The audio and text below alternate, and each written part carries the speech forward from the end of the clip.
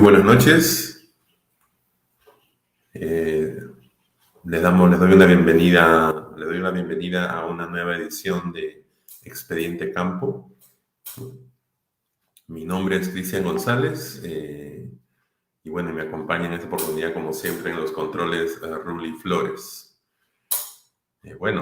Para mí es un placer conocer la acogida que está teniendo el programa en las redes sociales y que, bueno, esperamos estar siempre a la altura de sus expectativas y de ofrecerles siempre información que el sector requiere. En esta oportunidad vamos a abordar un tema muy importante, muy interesante, que es justamente el tema de la alpaca, en donde vamos a tener el placer de contar con la compañía del ingeniero Daniel Arestegui Otazú, ¿no? Él es gerente de la Asociación Civil Internacional de la Alpaca, AID, y también gerente de la Asociación Civil Alpaca del Perú. Nosotros estamos muy contentos. Buenas noches, Daniel, si me estás escuchando. Bienvenido a Expediente Campo. Puedes activar ahí tu micrófono. A ver si me ayuda Ruli de repente con el micrófono y la cámara de Daniel. Hola, Daniel, ¿cómo estás? Buenas noches. Hola, buenas noches. ¿Cómo estás? ¿Qué tal? ¿Qué tal, Cristian? Muy bien. Un placer Gracias estar acá. nuevamente por aceptar la invitación y bueno, estamos muy contentos también justamente a pocos días de realizarse la Alpaca Fiesta, que también luego nos vas a contar un poquito. Y bueno, en esta oportunidad, como mencionaba, vamos a abordar un poco un tema que es bastante álgido en el Perú, que es bastante, digamos, recurrente también en las noticias, en la prensa, que es el tema de la alpaca, ¿no? Y la alpaca y todo el impacto que tiene alrededor de su crianza. Normalmente, pues en la prensa vemos año a año, por ejemplo, eventos de heladas que generan mucha mortalidad y pérdidas económicas también para los productores de las diferentes regiones de la sierra, ¿no? Zonas de la sierra, mejor dicho, sobre todo en la parte sur del Perú. Y bueno, siempre uno se pregunta, ¿no? ¿Por qué siempre la alpaca digamos, la crianza de alpaca está siempre vinculado a líneas de pobreza o de extrema pobreza incluso en nuestro país, ¿no? No tenemos todavía, digamos, no se avisora nunca un desarrollo alrededor de la alpaca. ¿Cuáles serían de repente, Daniel, para ti digamos, los principales problemas que impiden o que han impedido en este tiempo el desarrollo del sector? Sí, claro, Cristian. Vamos a tratar de resumir. En realidad es bastante amplio, digamos, el diagnóstico o la problemática, pero creo que debemos empezar que es una cadena tradicionalmente segmentada y enfrentada. Es decir, es una cadena de valor o cadena productiva, como se le llamaba antes, que tiene eslabones que trabajan de manera independiente y no necesariamente han trabajado de manera articulada, sobre todo la parte de productores y transformadores. Además de eso, un problema de ineficiencia productiva que tiene muchas aristas y muchos orígenes, pero que termina en un rebaño muy pequeño que hace muy difícil poder despegar y generar eficiencia, reinversión, competitividad. Y finalmente, creo que podríamos decir que es un problema también de mercado internacional, porque la fibra de alpaca corresponde solamente a una pequeña, o sea, solamente del 1%, que es de todas las fibras textiles, la lana es 1%. Las fibras especiales son el 0.1%. Y de ese 0.1%, la alpaca es el 12 o el 15%. O sea, en el mercado textil no somos nada y no somos conocidos, como deberíamos ser. Claro, pasa un poco lo que pasa, por ejemplo, en el pisco, ¿no? Con el tema de las bebidas espirituosas también, ¿no? de los destilados, que Así justamente en es, una época se discutía de que incluso los productores peruanos y chilenos deberían unirse para así vender es. pisco juntos, ¿no? Porque de manera individual realmente significamos una porción extremadamente pequeña. Justamente eso es un dato muy relevante, Daniel, que tú comentas y te agradezco por el dato. Te lo voy también a consultar, porque justamente a veces, digamos, cuando hacemos negocios, siempre pensamos primero en producir y luego en vender, ¿no? Y a veces nos olvidamos justamente que el mercado es quien nos debe delimitar un poco el trabajo o, digamos, los esfuerzos. Entonces, según tu perspectiva, entonces, si nos basamos en exportar fibra de alpaca, ¿realmente estaríamos, digamos, apuntando mal o estaríamos pensando que de repente es un negocio todavía muy pequeño que por ahí no va a venir no vendría, digamos, la fuente de desarrollo para el sector? Definitivamente la alpaca es un producto de exportación, ¿ya? La alpaca es considerado como un pelo fino y es un pelo fino noble de lujo exclusivo. Entonces, ahora en el actual mercado de moda sostenible, la alpaca tiene riesgos y oportunidades. Esos riesgos, esas amenazas, las tenemos que convertir en una gran oportunidad. El mercado de moda sostenible está revalorando no solamente el lujo, la exclusividad, la finura o las características textiles que puede tener la fibra de alpaca o que las tiene, ¿ya? Y que vía mejoramiento genético podríamos hacer que no solamente el 20 o el 30% sea baby, super baby, sino mucho más. El detalle es que el actual consumidor de ese mercado de fibra sostenible, de ese mercado exclusivo de fibras especiales, ya empieza a exigir nuevas condiciones, nuevos requerimientos. Exige trazabilidad en la cadena, quiere saber quién está detrás de la prenda o qué hay detrás de la prenda. ¿Hay maltrato animal? ¿Hay bienestar animal? ¿Hay equidad en la distribución de riqueza en la cadena? ¿Los productores, los trabajadores de las fábricas viven bien? Entonces, son las nuevas demandas que la pandemia precisamente han acelerado, ¿no? Este tema de la moda sostenible se venía venir ya, pero su predominancia no iba a ser tan fuerte como lo es ahora.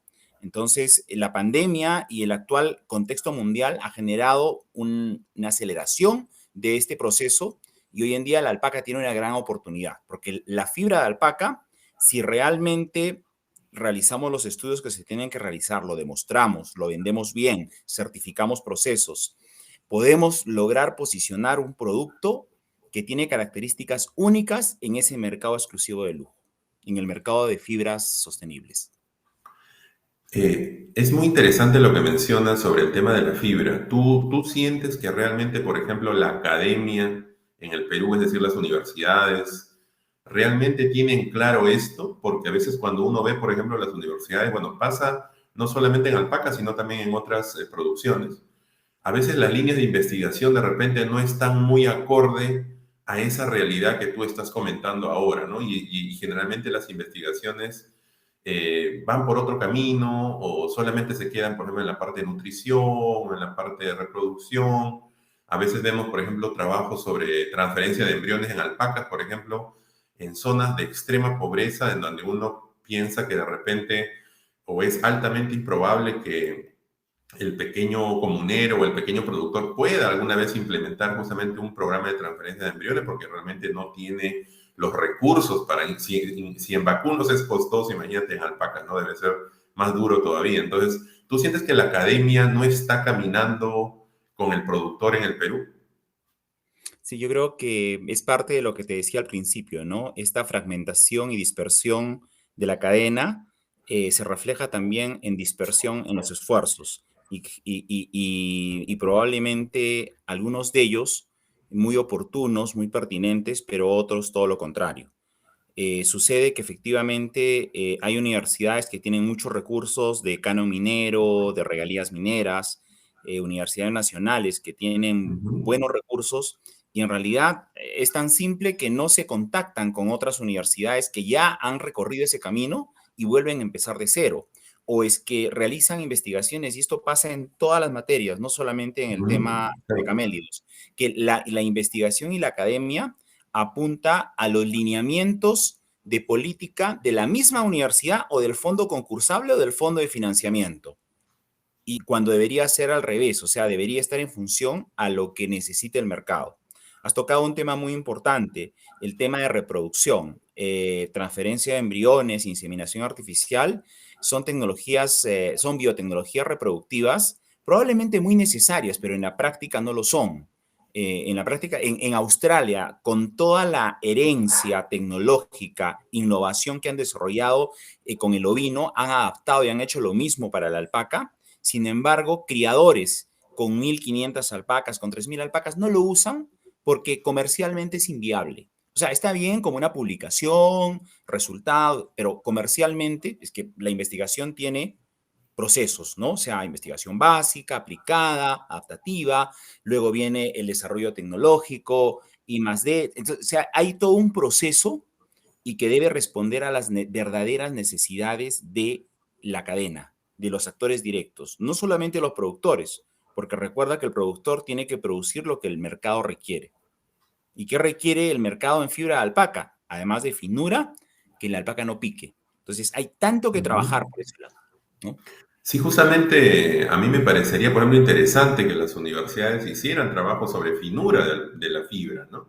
Que pudieran orientarse un poco hacia eso y pudieran hacer de repente trabajos un poquito más de extensión también con los productores para realmente conocer sus reales demandas, ¿no? Porque obviamente, seguramente en la audiencia puede haber algún especialista en reproducción, ¿no? No queremos, pues, achacar a nadie ni hacer Ujú. críticas personales, pero o sea, hay que recordar que vivimos en un país pues pobre, ¿no? Lamentablemente nuestras condiciones son muy difíciles, los recursos son escasos y hay que justamente, como tú dices, Daniel, hay que ser muy eficiente y hay que hacer líneas de trabajo y asociarnos, ¿no? Eh, Así es. en el Perú tenemos más o menos 3,5 millones, ¿no? De cabezas de alpaca ahorita. Bueno, ¿Cuánta población?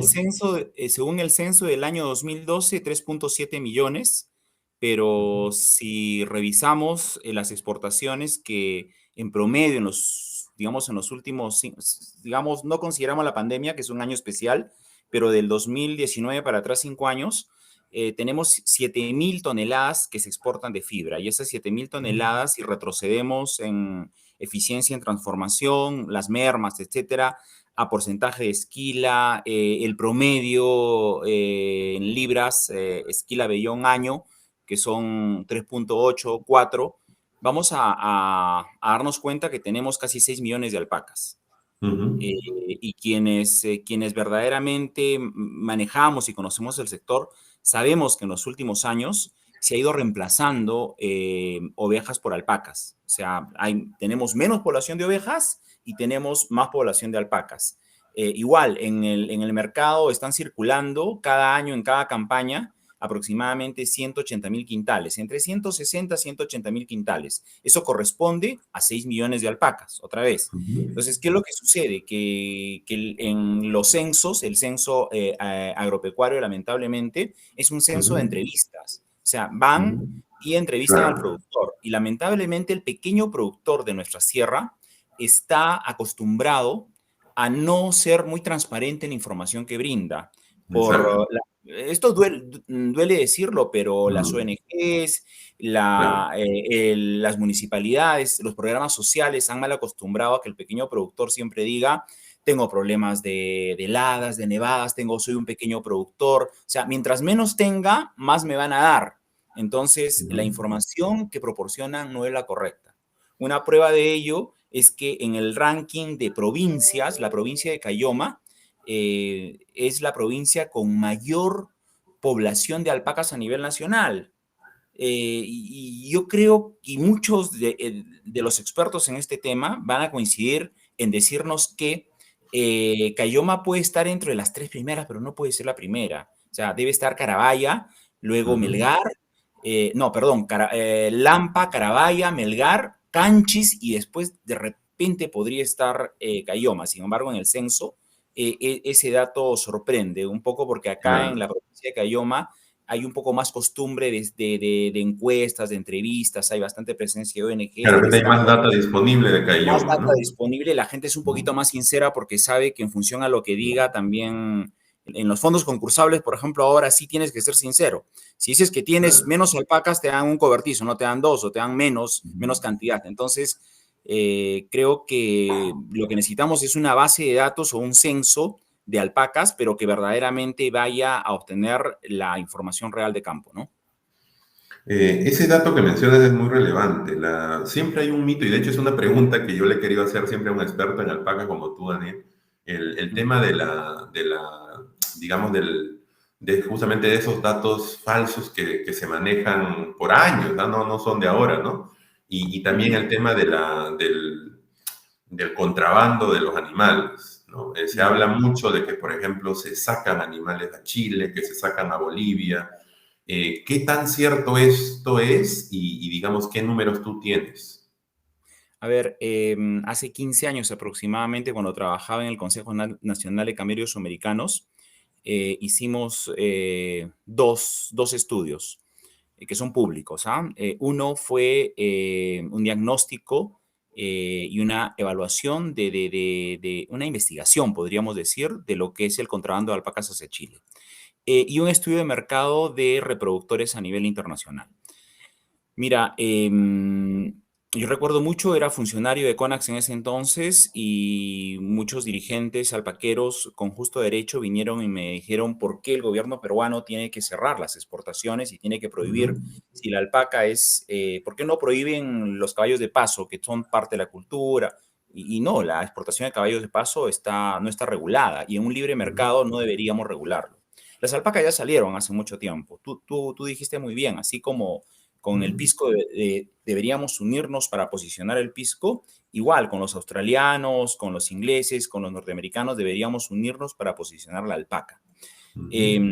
Ya la alpaca salió del Perú, o sea, en estos momentos no hay todavía un mercado, pero cuando se da una necesidad de mercado, el mercado americano de reproductores, que era un mercado PET, se cerró hace mucho tiempo, está a punto de abrirse otra vez. El mercado europeo también se está abriendo, China también está interesado. Y lamentablemente con esta norma que restringe la exportación, duele decirlo y es muy polémico decirlo, ¿ah? Porque quien no entiende bien va a cuestionar y no va a entender. Pero no Ujú, podemos tapar el sol con un dedo. Hay una zona que se llama Putre en Chile, que está en el tripartito entre Bolivia, Chile y Perú, por la frontera de Tacna, donde hemos identificado en ese entonces que cuando hay necesidad, ojo, tiene que haber necesidad, esto no es un mercado regular y que siempre suceda, pero cuando hay necesidad, eh, aparecen alpacas que se van juntando de pequeños criadores de Perú a los que se les paga un precio muy bajo, se colocan en la frontera y en la mañana están en Perú, en la tarde en Bolivia y en la noche en Chile. ujú. Se juntan animales, ahí teníamos todos los informes, se juntan hasta formar 500, 600 animales y de la noche a la mañana desaparecen. Y coincidentemente, meses después, después de la cuarentenaria y todo el proceso, que en Chile es rapidísimo, esas alpacas se exportaban.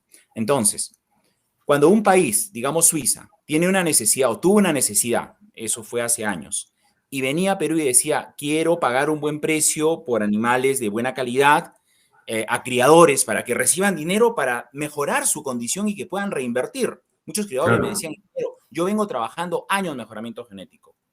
¿Cuánto me pagan por un reproductor? En ese entonces no había el mercado nacional que hay ahora. Me pagan 1.000 soles, 500 soles por un buen reproductor. Viene un gringo y me puede pagar $2.000, $3.000, $5.000. ¿Por qué el claro, gobierno peruano me quita el derecho a progresar? Yo vendo dos reproductores, que es mi clase B o C. Mi plantel y mi A no lo voy a vender, no soy tonto, exacto. ingeniero. Yo me lo voy a quedar. Yo, lo que no me sirve, si lo vendo en el mercado nacional, 1.000 soles. Si lo vendo a un gringo, $5.000. ¿Por qué el gobierno peruano me restringe? Y estaba en todo su derecho. Además, queremos tapar el sol con un dedo, cerrando las fronteras, regulando. No se cierra, se regula.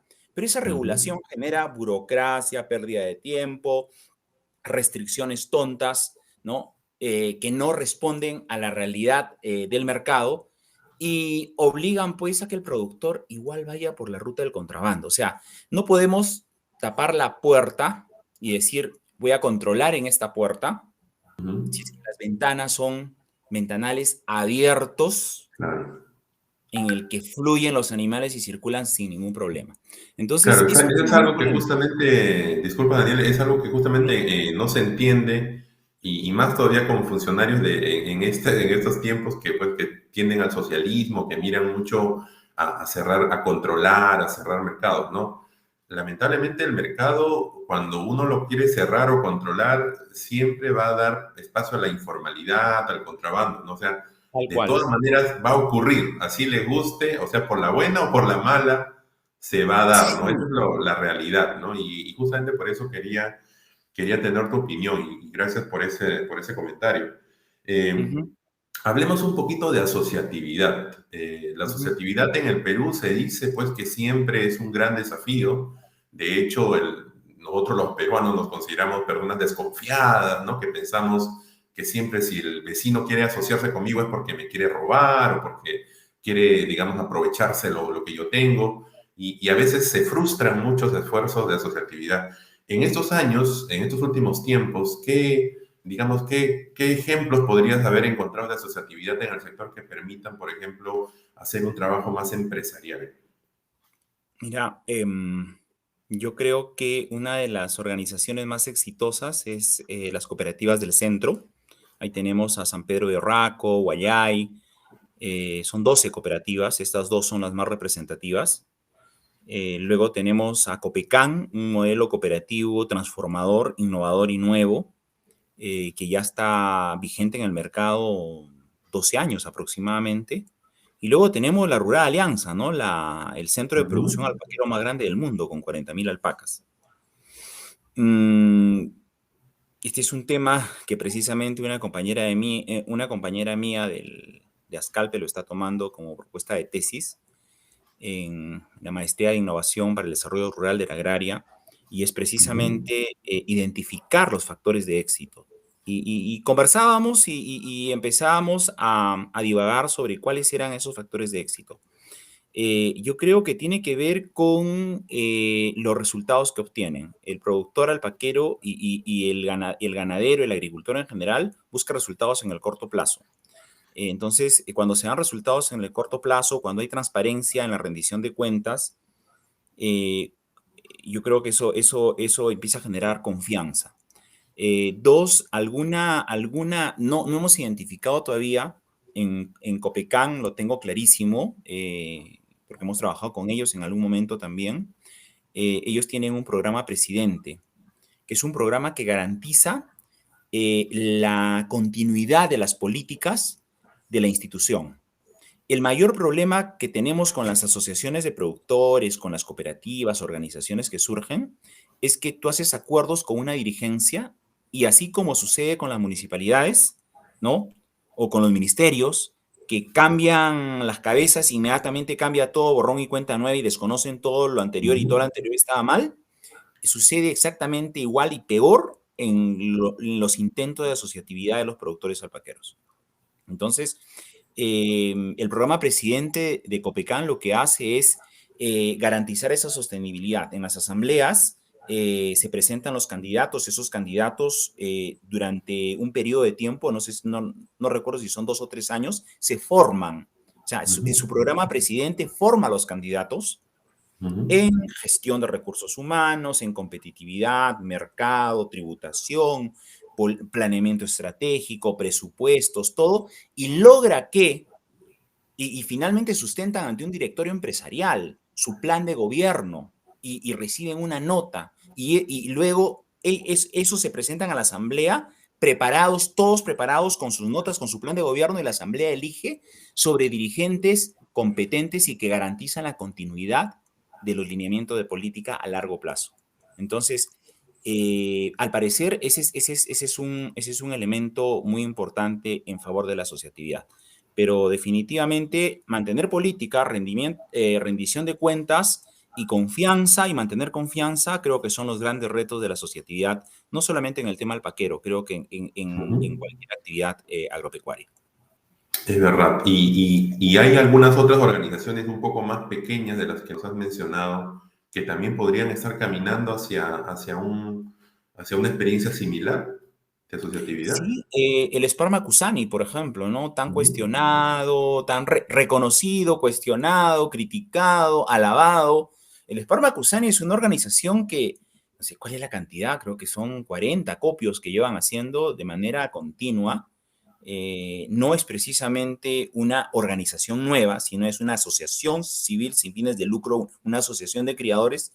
Cada quien cría por su cuenta, pero que se juntan para el acopio. Y ese es otro secreto. Creo que las cosas no se deben forzar. Yo creo que los negocios y las, digamos, los motivos de unión y de asociatividad nacen por sí solos. Y hay que diferenciar dos cosas, ¿sabes? Que en el tema alpaquero y en el tema ganadero en general, te hablo también en cuyes, vacunos, ovinos, en Ujú. todos los campos de la ganadería, que es lo que más conozco, sucede, se confunde mucho, ¿no? Una cosa es una asociación gremial, reivindicativa, que tiene objetivos de representatividad, de incidencia política, de hablar con las autoridades, de velar por los intereses de todo el sector, etcétera. Tiene un fin social. Y otro es una asociatividad empresarial. Entonces, si se confunden las cosas y los fines, porque en la asociatividad empresarial, según el modelo, uno tiene que aportar y gana también, es voluntaria y no todos tienen que estar y no tiene que ser representativo. O sea, si de una asociación, por ejemplo, acá en Cibayo, de 200 criadores, 20 quieren hacer un negocio, forman su cooperativa, forman su SAC, forman su consorcio, qué sé yo, y esos 20 hacen negocio porque aportan, creen y confían en ese negocio. Pero la asociación distrital sigue teniendo los 200 criadores que debe tener y no pasa nada. Esos 200 no están obligados a meterse en ese negocio. Son dos objetivos diferentes. Estamos en Expediente Campo con el ingeniero Daniel Arestegui, acá en una interesantísima charla sobre el sector alpaquero que realmente yo estoy disfrutando mucho, espero seguramente ustedes también. Los invito a los amigos que están conectados, que puedan escribirnos desde dónde se conectan y también que nos hagan algunas preguntas, de repente tienen alguna pregunta también para el ingeniero Daniel Arestegui, que bueno, hay que aprovechar estas oportunidades y estos espacios justamente que tratamos de generar para que podamos conversar y recoger justamente un poco estas experiencias. Daniel, cuando uno viaja, por ejemplo, al sur del Perú, Uh -huh. es muy típico, por ejemplo, ir a un restaurante y encontrar en la carta un platillo de carne de alpaca, ¿no? Eso es algo muy típico en Arequipa, en Puno, ¿no? Y realmente es una carne muy, muy deliciosa, particularmente a mí me gusta mucho. Eh, ¿qué ha pasado hace unos años, justamente cuando el CONAC estaba en operación, empezó justamente una fuerte movida o promoción de consumo de carne de alpaca en algunas zonas? Incluso sé que se generaron incluso algunos hasta camales, me parece Uh también -huh. de Uh -huh. alpacas en algunos lados. Este, yo pensé que eso en algunos años de pronto se iba a convertir también en una fuente proteica para los peruanos, ¿no? Que podría ser también una especie de negocio, digamos, bien cotizado, por decirlo de alguna manera, para los alpaqueros. ¿Qué ha pasado con ese tema de la carne de alpaca? Mira, la carne de alpaca, bajo la cosmovisión andina, o sea, la cosmovisión andina se adelantaron nuestros antepasados, pues, y ya hablaban sin saberlo de economía circular, ¿no? O Mm. sea, no solamente es esa mirada de ver a la Pachamama como madre de todo, y la alpaca y el hombre como hijos de esta Pachamama que conviven en armonía en un medio ambiente inhóspito y retador, sino que el productor no tiene ningún problema, pues, en hacer lo suficiente los recursos, la fibra y la carne. Cuando, para que te hagas una idea, la fibra de alpaca, por el problema de posicionamiento que conversamos al inicio del programa, tiene fluctuaciones que tienen periodos de 4, 5 hasta 6 años. Entonces sube de precio, baja de precio por temas que tienen que ver con la moda, demanda, mercado, etcétera. Y cuando la fibra está de precio bajo, el ingreso por venta de carne de alpaca en los pequeños productores llega a ser el 50% de sus ingresos. Entonces, y es un producto que casi casi se mantiene de precio. En esta pandemia, el precio de carne de alpaca y sobre todo de llama ha subido. Y la carne de alpaca y la carne de llama se comercializan indistintamente sin saber cuál es cuál. Probablemente la carne de alpaca más sabrosa que te hayas comido sea de llama. Sí, eso también me comentaba. La llama tiene condiciones cárnicas más favorables, engorda mejor, Exacto. tiene infiltración de grasa de marmoreo, tiene una mejor conversión alimenticia y por ende un mejor sabor. La carne de alpaca también lo es. La carne de alpaca eh, hay que madurarla. Hay procesos que todavía faltan, pero en general es un mercado interesante que ha venido creciendo en los últimos años. Y otra cosa que también hay que considerar que la carne de alpaca, uno de los errores que se cometieron en el CONAX, me acuerdo que lo detectamos con Wilder Trejo en la gestión del 2004-2006 del el Programa Nacional de Carne, de Consumo de Carne de Alpaca, era que las ideas que se tenían en el CONAX en ese entonces era que debíamos incrementar el consumo nacional de carne de alpaca. Y por ahí algún ingeniero decía, si logramos reemplazar un día del consumo de carne de pollo con carne de alpaca, sería un éxito para los productores. Claro. ¿Sabes qué? Cuando le hice el cálculo, en 6 meses nos comíamos todas las alpacas, ya no había alpacas. Nos Sí, pasamos del consumo. O sea, debe ser un consumo exclusivo. Igual que la fibra, la carne debe ser considerada como un consumo exclusivo. Los gringos, cuando vienen acá, la gente de fuera, los compradores de fibra de alpaca, ven a la alpaca como un oso de peluche y la verdad que no se la quieren comer. claro. Eh, pero cuando si llegan a entender el significado de la cosmovisión andina y por qué es importante para la economía del productor alpaquero el consumo de la carne, yo creo que sí va a funcionar. Entonces, hay un mercado exclusivo gourmet, esta nueva corriente de recuperar lo nuestro, de la gastronomía peruana, está rescatando y Ujú. se está pagando por lomos de alpaca precios, por lomo fino de alpaca se está pagando precios que Aproximadamente cuánto 40, cuesta. mira, desde 45, he visto desde 45 hasta 75 soles el lomo fino de carne de alpaca. O sea, como Está un por ahí. lomo fino de vacuno casi. Sí, tal cual. Igual. Ahora, ojo que no está madurado, ¿ah? O sea, yo no Claro. salvo yo me acuerdo, mi amigo Máximo Quispe del centro de ventas de la agraria, con él madurábamos carne hace como 15 años. Él Ujú. es uno de los pocos que realmente tiene la tecnología de la maduración de carnes que le permite tener su óptimo punto de sabor, textura.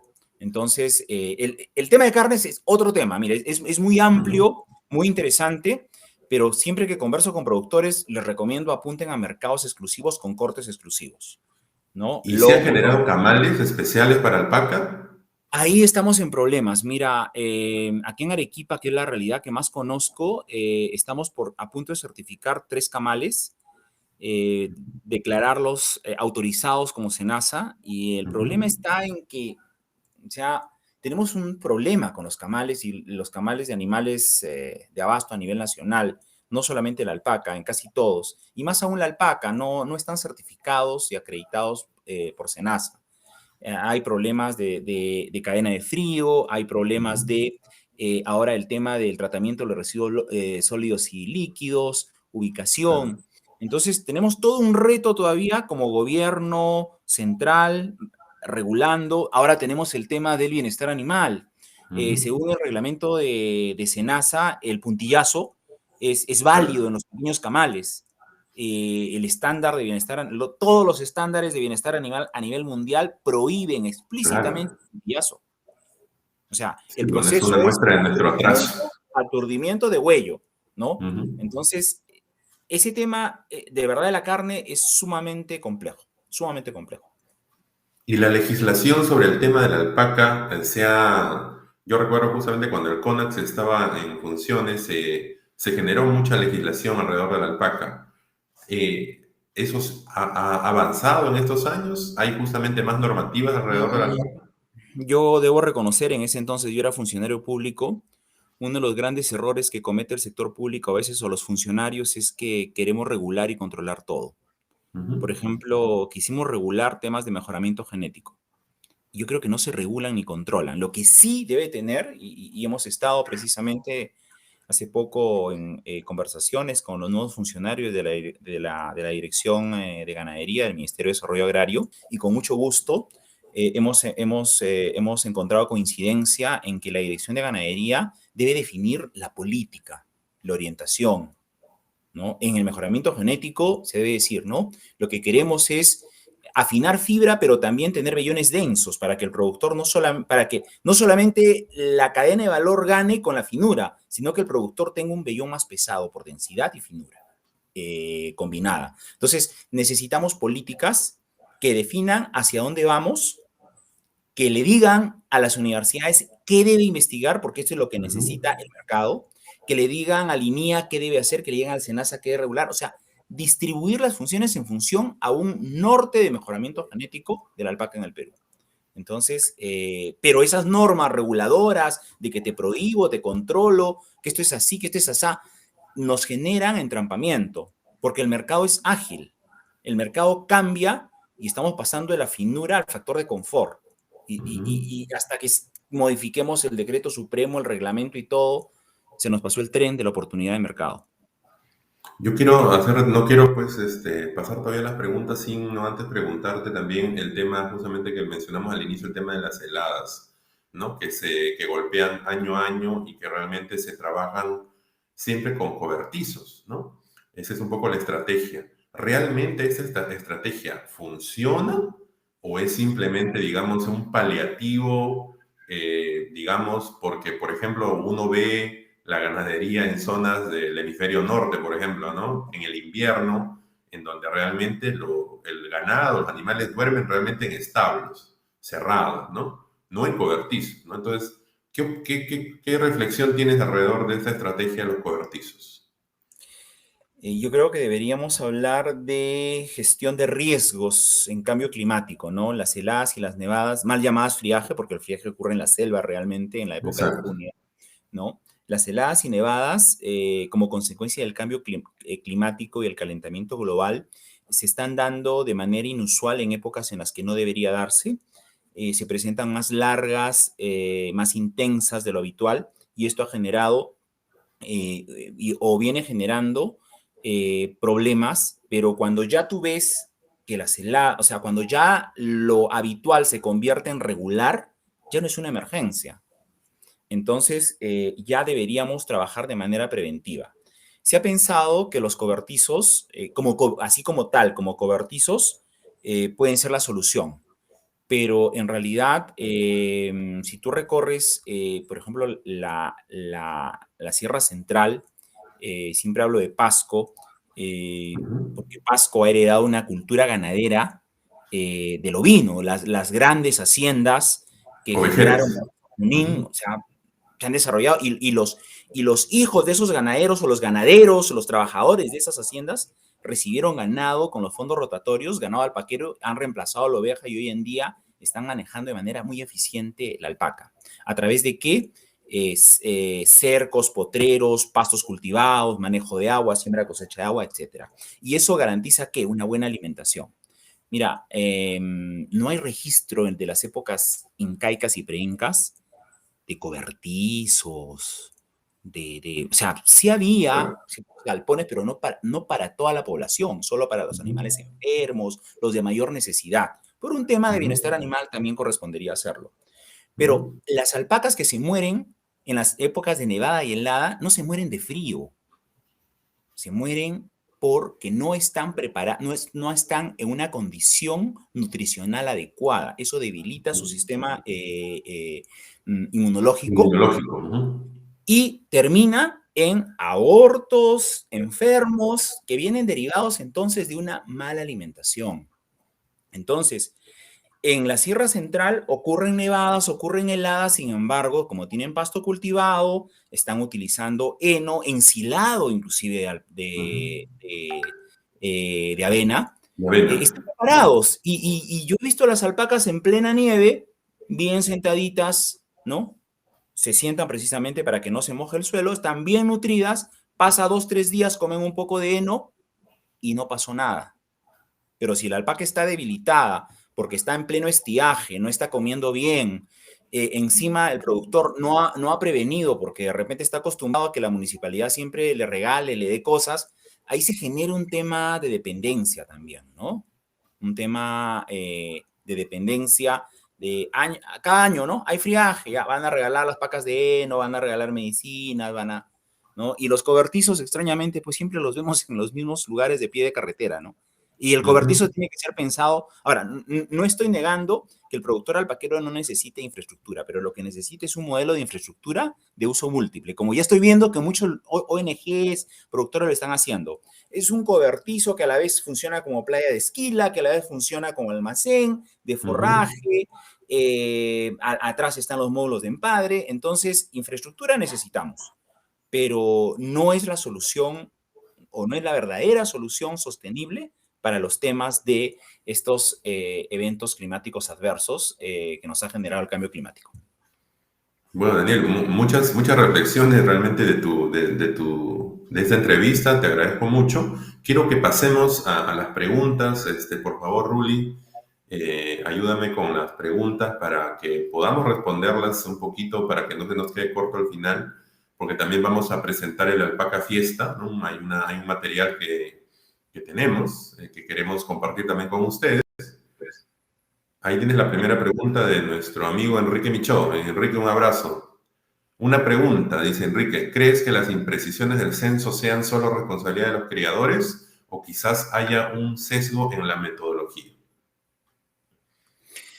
En realidad es una responsabilidad compartida, pues, ¿no? Nadie se salva de esto, ¿no? O sea, yo creo que la metodología en caso de pequeños agricultores, ganaderos en general, no solamente en el caso de la alpaca, debería exigir un esfuerzo de verificación. O sea, el censo debería ir gente preparada y verificar que la información que esté proporcionando el criador o el entrevistado sea la correcta. ¿Ya? Ahora, por eso hablamos nosotros un poco de no, de no decirle censo, sino necesitamos una línea de base, un diagnóstico, y con una metodología que nos permita en una sola barrida obtener información técnica, poblacional, económica, social, de mercado, y barrer con toda esa información. O sea, no es que solamente los criadores tengan la responsabilidad en eso, es una responsabilidad totalmente compartida. El siguiente, por favor. Enrique dice, coincido que la carne y la fibra deberían ser considerados productos exclusivos. ¿Crees que la percepción de la gente y los prejuicios influencian en el precio de los productos de Camelios? Ya, si nos referimos al tema de fibra, por ejemplo, ni hablar. O sea, la fibra, yo creo, la fibra de alpaca, yo creo que todo el mundo, peruanos, extranjeros que conocen qué es la alpaca, los que conocen qué es la alpaca, sí la consideran como un producto exclusivo, fino, caro, ¿no? Ahora, caro no, porque bajo este concepto también de uso y de slow fashion, o sea, tú puedes invertir $50 en una prenda de alpaca, pero te va a durar igual que probablemente 4 prendas de fast fashion, no esas que se te Ujú. malogran rápido, como no cuesta mucho, también la usas y la desechas. Quien tiene una prenda, quien tiene la suerte de tener prendas de alpaca, yo las tengo, las que compré hace 20 años y todavía las conservo y las cuido y las lavo y son prendas para toda la vida. Entonces, por la fibra no creo que haya prejuicios. Lo que sí es por la carne, pero es algo que creo que ya está terminando, ¿ah? Yo creo que ese tema de hay carne de llama, carne de alpaca, carne que huele mal, ya los productores saben, yo cada vez encuentro menos la carne con sabor turpa, ¿no? Ese sabor a pasto que se produce cuando cualquier animal, sea alpaca, llama, oveja, consume los tolares o estos arbustos que fijan ese aroma. Cada vez hay menos, ¿ya? Yo creo que ya los productores han aprendido y están preparando los animales antes del faenado para que no puedan tener ese olor. Lo que sí me preocupa, sinceramente, y no quiero dejar la oportunidad de decirlo, son los famosos millennials y las generaciones nuevas, ¿no?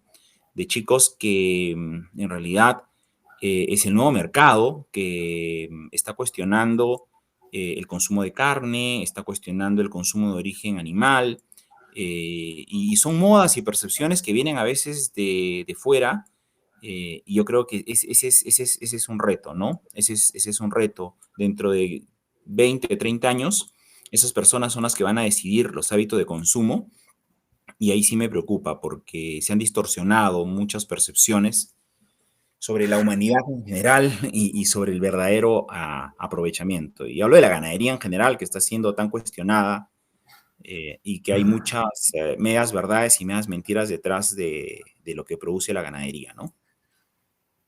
Bueno, regresemos a la vista. Bueno, parece que no hay más preguntas. Regresemos a la vista. Ah, bueno, y Sí, hay sí, otra pregunta sí, más de sí, sí. Richard. Richard Torres dice sobre el RAS, recomendaciones para llegar a un grupo de productores con esta certificación. Sí, gracias, Richard.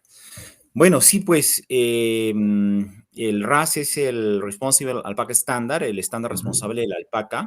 Es el estándar internacional, el primer estándar internacional de bienestar animal en alpacas y también es un sistema de trazabilidad porque no solamente hay que certificar. Mucha gente dice, ya le pasaron la pelota al productor. No, toda la cadena. O sea, un fondo certificado tiene que vender a una planta lavadora, peinadora certificada. Una planta lavadora, peinadora certificada tiene que vender a una hilandera certificada. La hilandera certificada solo puede vender lotes con RAS a una confeccionista certificada. Solamente el retail es el único, el que vende en la tienda, es la única que no está obligada a certificar. Todo el resto debemos certificar este estándar de bienestar animal, gestión de tierra y tiene algo de social también. Entonces, va a ser un reto, ¿no? Porque estos estándares han sido trabajados inicialmente para criadores de ovejas, criadores de cabras angora que producen el mojer, ujú. ganso y otros productos de origen animal. Y son otras realidades. Entonces, por más que hemos hecho el esfuerzo durante meses para con este grupo internacional de trabajo de Textile Exchange, que son los creadores de este estándar y en el que hemos participado muchos especialistas, criadores, líderes de opinión y criadores de todo el mundo, eh, va a ser un poco complicado poder adaptarlo a la realidad de nuestros pequeños criadores. Entonces, apelamos y confiamos en que este estándar se va a tener que ir adaptando a la realidad de Perú. Es importantísimo que estos expertos en bienestar animal entiendan lo que es la cosmovisión andina y cómo percibe el criador a su alpaca. Yo creo que la percepción hacia su alpaca y hacia sus rebaños es más similar, pero no igual a la que un poblador occidental ve a su perro o a su gato. Ahora me van a decir, pero uno no se come a su perro y a su gato, pero es que la cosmovisión andina sí lo permite porque es un uso integral, un aprovechamiento racional de todo lo que la Pachamama te da, que es la alpaca, y el hombre vive muy agradecido con la alpaca. Ya cuando hablemos de alpaca fiesta, yo les voy a señalar algo muy importante que va a favorecer esa percepción durante el evento. Daniel, ¿hay en el Perú alguna empresa que, obviamente alrededor de la alpaca, el tema que estamos hablando, que haga que abarque todos los eslabones de la cadena, es decir, que pase desde la producción de la fibra hasta la comercialización directamente? ¿O básicamente digamos, la comercialización, el procesamiento de la fibra está siempre en manos de empresas privadas? A ver, tenemos un ejemplo muy interesante que es la cooperativa Copecan, ¿no? La cooperativa Copecan Perú eh, tiene criadores que son socios, ellos crían de manera independiente, estos criadores son cooperativistas de esta cooperativa que transforma fibra, lava y peina, solamente llega hasta tops, vive básicamente de brindar servicio a a quien quiera, estamos en un libre mercado, a quien le pague el servicio de lavado y peinado. Eh, los beneficios de esta cooperativa, entiendo, se distribuyen entre los criadores en términos de proyectos de desarrollo ganadero, programa CRIA, programa Presidente, etcétera. Eh, y es un modelo que yo veo sostenible, pero solamente van hasta la fibra peinada, que es el TOPS, que es digamos, el producto más simple a nivel industrial. Bueno, y se va a molestar mi amigo Dagoberto por lo que voy a decir, pero pucha, es bien difícil pues que puedan darse las condiciones que ha tenido Copecán para hacer lo que ha hecho, ¿no?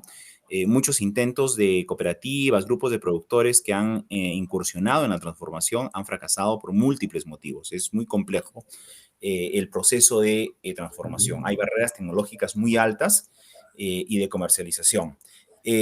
Pero podríamos mencionar al grupo Inca y al grupo Mitchell, que en realidad ellos tienen cubierta toda la cadena, pero no se autoabastecen, ¿no? Tienen ambos grupos empresariales tienen fondos experimentales Pacomarca y Malquini, y ambos tienen, como grupo, tienen toda la cadena cubierta desde el escojo, clasificación, lavado, cardado, peinado, hilado, teñido y confección. Inclusive ambas tienen sus marcas, Sol Alpaca y Cuna, marcas con Ujú. presencia internacional y han incursionado hasta en el retail y desarrollo de marcas, ¿no? Y ellos trabajan con, por ejemplo, certificaciones de comercio justo y todo eso por el precio de la fibra. Ambos tengo entendido que han certificado en comercio justo Ujú. de PROMPERÚ.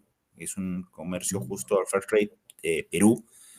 Pero falta mucho todavía, ¿ah? Falta Claro. mucho. Sí, La falta presencia de mucho. los intermediarios todavía es muy fuerte. Ahorita con la segunda reforma agraria anunciada por el gobierno del presidente Pedro Castillo, uno de los, digamos, de los objetivos que menciona, por ejemplo, Conveagro es acabar con los intermediarios, ¿no? O sea, quieren desaparecerlos. ¿Qué tan cierto es justamente en el tema alpaquero la intervención de los intermediarios? La intermediación en la fibra de alpaca es un problema de larga data y Ujú, lamentablemente es un monstruo que ha crecido tanto que hoy en día domina la cadena de suministro de fibra. Ha sabido generar dependencia tanto en productor como en la industria. Los productores solamente esquilan y ofrecen la fibra de manera organizada o individual entre octubre, noviembre y marzo. Durante el resto del año, los productores no ofrecen fibra de manera asociada o en volúmenes. El intermediario lo que hace, le ofrece a la industria abastecimiento de fibra todo el año. ujú, ¿Ya? Y esto se genera a veces porque, bueno, la gran empresa ha visto el camino fácil, ¿no? El intermediario que es el fiel, por más que sabemos que adultera la materia prima, distorsiona, mezcla, ujú, genera problemas de rendimiento, le engaña en peso a los productores, pero es su fiel proveedor. O sea, imagínate que una semana dejes de recibir fibra y tengas parada máquina. Tienes que pagar gente, tienes que pagar al banco, costos fijos. Entonces, el intermediario es el fiel proveedor de la industria. Y por otro lado, también, el intermediario, a través de su cadena, es el que llega hasta el lugar más recóndito en su moto, en su combi, ujú. no solamente a comprarle la fibra, sino también a entregarle productos de primera necesidad que así no están a la mano. Los alpaqueros no solamente están al pie de carretera, están adentro, horas Claro. de camino adentro, ¿no? Entonces, ese intermediario cumple esa función. Pero tiene que ver también porque el productor tiene una costumbre, se entiende, no lo estoy cuestionando, ¿ah? Es válido. Ujú. Esquilan y el pequeño productor tiene la costumbre de no llevar todo al centro de acopio, a la feria y no venderlo todo en ese momento. El hecho de que haya existencia de fibra durante todo el año, pero si no esquilan, no, la esquilaron, pero la guardaron, porque es como su caja chica. Va vendiendo Ujú. según su necesidad y eso genera dependencia con el intermediario. Entonces, y ahora dirás, ¿por qué? Por ahí hemos tenido resultados de investigaciones o de gente que nos comenta, inclusive es la mujer que dice, mira, ¿sabes qué? Si yo vendo toda la fibra en marzo, la última oportunidad que tengo de llevar al centro de acopio, en la primera fiesta patronal nos desaparecemos la plata. Entonces, es mejor tenerla en fibra y con una caja Ujú. chica voy vendiendo según mis necesidades. Y siempre con la esperanza de que el precio suba, ¿no? Porque como Claro. tenemos curvas, siempre queda en la mente la esperanza de que está bajo el precio, va a subir de repente. Entonces, guardémonos para conseguir un poquito más de precio más adelante y vendamos cuando necesitamos. Claro. Si te das Daniel, cuenta, muchas aristas. cuéntanos un poco, que ya el tiempo se nos está acabando, cuéntanos un poco sobre la Alpaca Fiesta, que va a tener la versión, me parece, el día 25 de octubre. Ahí hemos Sí, puesto en el chat la nota de prensa bueno, que han emitido y bueno, esperamos que puedan participar. Cuéntanos un poquito cómo se va a desarrollar. sí, mira, rápidamente, es todo un reto que estamos asumiendo como Asociación Internacional de la Alpaca con PROMPERÚ. Por ocasión del Bicentenario estamos juntando dos grandes eventos, Alpaca Fiesta y Perú Moda Deco. Ujú, Va a ser totalmente virtual por motivo de la pandemia. Tenemos básicamente exposiciones de buenas prácticas ganaderas y sostenibilidad. Tenemos desfiles de moda virtuales, ruedas de negocio entre expositores de Perú y compradores del extranjero, foros académicos, el foro Perú Moda y el Summit Alpaca, y tenemos exposiciones virtuales de arte textil milenario. Importante decir que al no poder hacer una feria ganadera como acostumbraba a hacer Alpaca Fiesta, juntamos acá en Cerro Juli 1.200 alpacas, 50 criadores y miles de criadores que venían y veían el concurso, el desfile de moda de alpacas prácticamente. Lo que hemos hecho ahora es, si los productores no pueden venir a Alpaca Fiesta va donde los productores. Hemos hecho una evaluación de casi 100 criadores a nivel nacional, hemos ido filtrando quienes cumplen las condiciones y finalmente hemos hecho visitas a 14 criadores finalistas y les hemos dado unas bases, unos criterios de evaluación y hemos ido a verificar en campo cómo están las buenas prácticas ganaderas, el bienestar animal, el bienestar del alpaquero y cómo se relaciona con el ecosistema altoandino, cosecha de agua, manejo de agua. Entonces, han resultado en 5 microdocumentales que los vamos a estrenar en horario estelar de 2:30 de la tarde, entre el lunes 25 y el viernes 29. Microdocumentales de 15 minutos que realmente se los recomiendo. Inscríbanse en la página web alpacafiestaperú.com. Sí, ahí está publicado. En primicia a las 2:30 de la tarde, y estos documentales son maravillosos y nos permiten hacer un tour virtual hacia los centros de producción más importantes del país, desde pequeños productores con 200 alpacas hasta la Rural Alianza con 40.000 alpacas. Pasemos por favor el video, Ruli.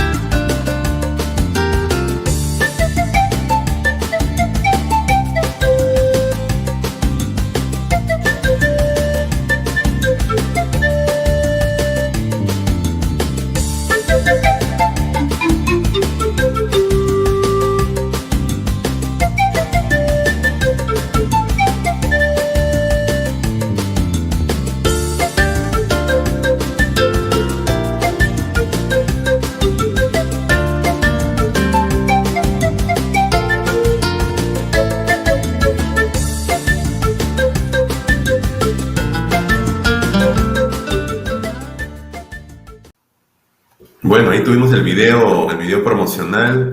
Bueno, Daniel, realmente yo te agradezco muchísimo por esta entrevista. Realmente hemos aprendido muchísimo del sector, hemos resuelto algunas dudas, hemos tenido también inquietudes de parte de los participantes. Y bueno, estoy seguro de que están llegando buenos tiempos y ojalá que podamos todos reunirnos, ¿no? Tanto los profesionales, la academia, los técnicos, el sector público, el sector privado, para realmente apoyar mucho al sector alpaquero para que justamente pueda ser alguna vez el gran motor de desarrollo que necesitamos justamente por ser un producto bandera del Perú.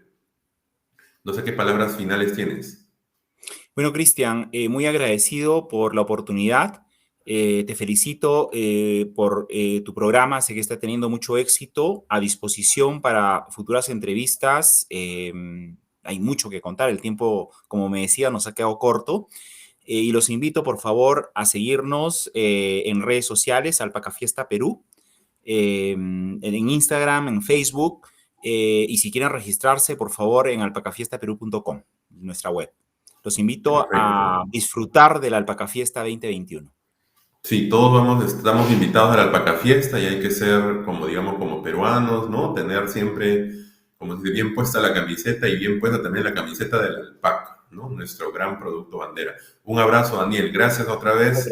Y bueno, amigos, hasta la próxima semana, donde estaremos seguramente abordando también un tema tan interesante como el día de hoy. Chao. Gracias, Cristian. Adiós. Chao. Adiós a todos.